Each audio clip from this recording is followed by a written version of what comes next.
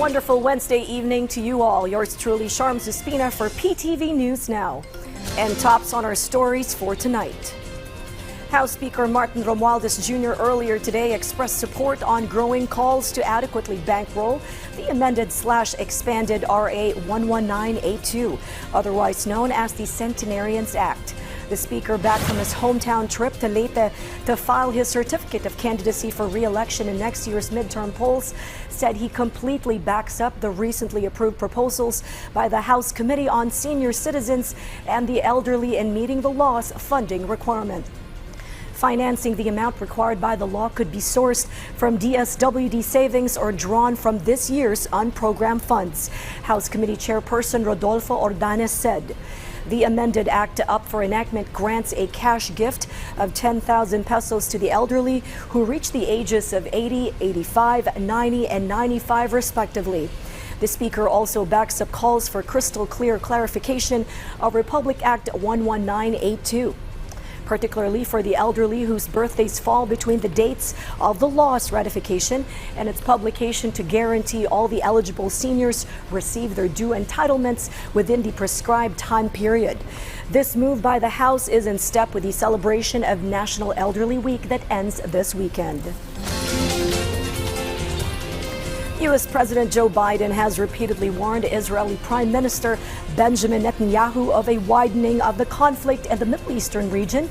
But Israeli Premier Bibi Netanyahu has continued to defy Biden and gotten all what he wants from the United States. And the Iran aerial strike on Israel a day and a half ago has practically sunk all prospects of peace and stability as the world braces for a broadened escalation of hostilities that VOA's Patsy Witakaswara reports. Explosions in Beirut Wednesday in what Israel says are strikes on Hezbollah targets in Lebanon. In Damascus, Syrian state media says 3 civilians were killed in Israeli strikes Tuesday.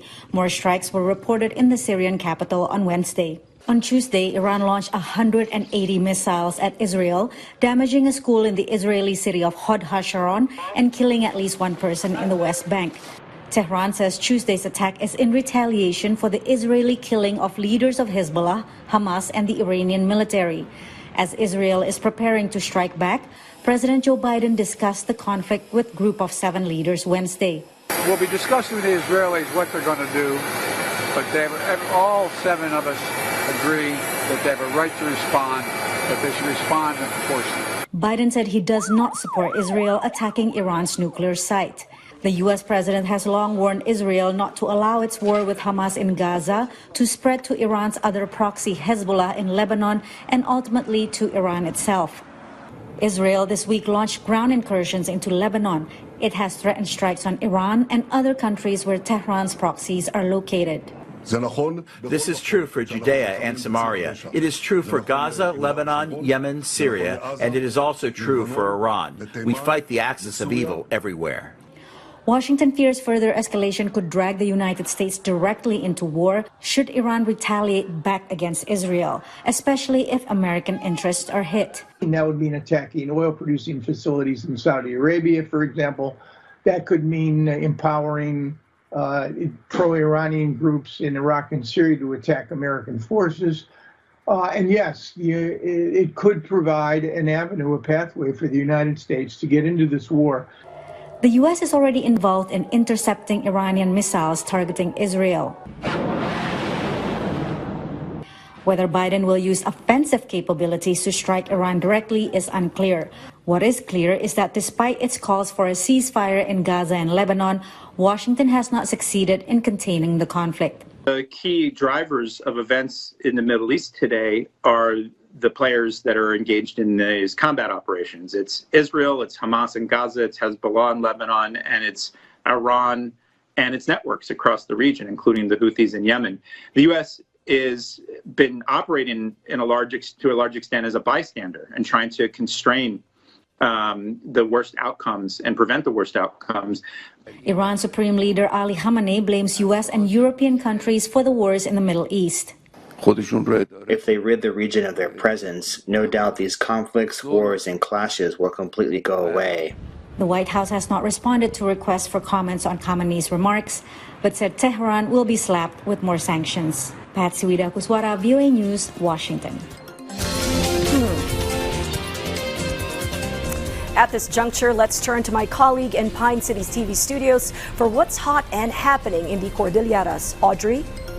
Naimbag Arabi, Pilipinas. Iti agtultuloy ang kampanya ti Police Regional Office Car kontra iti illegal a droga na discover iti Mountain Province kan Benguet dagiti marijuana plantation sites ang nakadadailan dagiti marijuana nga agatad iti nasurok 27 million pesos. Iti Sadanga Mountain Province, na-discover iti pakabuklan as 75,000 a piraso ti fully grown marijuana plants, nga agatad iti 15 million pesos kan sumurok kumurang a 100,000 grams a dried marijuana leaves, kan fruiting tops nga agbalor iti 12 million pesos. Iti Matkibungan Benguet, na-discover iti 2,000 a piraso ti fully grown marijuana plants, nga agatad iti 400,000 pesos. Nadadaol ka na uram dagito iti mismo a site. Iti sabali pa'y adamag sa nga 15 a klase ti fried rice ti naiparang iti kadakalan ang mall iti Baguio City ang naawagan iti Rise and Shine 3.0. Tampok dayto iti selebrasyon ti maikasanga 15 a National Food Showdown ken ti maikasanga 17 a Hotel and Restaurant Tourism Week. 8 a food establishments iti Baguio City ti nagtitinulong kan nangisagana iti adobo rice, paella rice, beef pares, binagoongan rice, pork ricado, hamonado rice, tuyo rice, lechon kawali rice, kan tikiniing kan pinunog rice. Amuyo kadi, nasurog 2,000 kilograms ti fried rice ti naaramid para iti 10,000 servings. Libre daytoy ana ibunong iti publiko. Dagiti damdamag manipod iti PTV Cordillera, Shock ni Audrey Villena, Naimbag Arabi. Many thanks, Audrey, and we've come to the end of our show tonight. Remember to always stay connected by catching the news right here on PTV. Sharms Espina here, wishing you all a relaxing and laid-back evening ahead.